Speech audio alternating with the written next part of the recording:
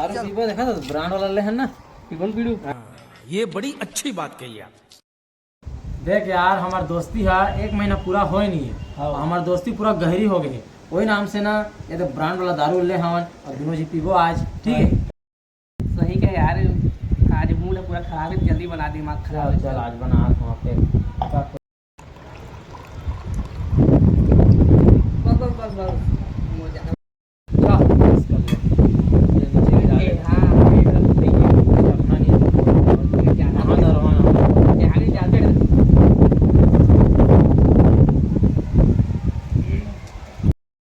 बता दे यार तो मैडम का हाल चाल चला है क्या हाल चाल सुनाओ यार। तो बापा मानत नहीं है, हमारे सारे के घर मारिया वाली ऐसे कर अब तक के बताए कोई रास्ता वास्ता कैसे कर यहाँ।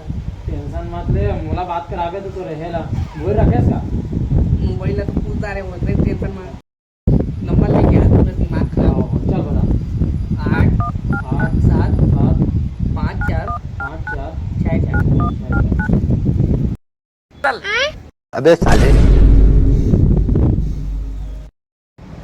तक का यार तो यार दूसरा पे अरे तो टेंशन मत लेता है ना, तो शादी हो होगे कहीं पक्का हो अब कैसे तो बता वो कैसे अब कहाँ तो शादी हुई ना तो एरोप्लेन नहीं सीधा एम्बुलेंस में जाके किसे काकर बेटी पता है तुले जाने बजा दिया लेकिन कौन हो आंडू पांडू ये मोर बेटी औकात देखा था।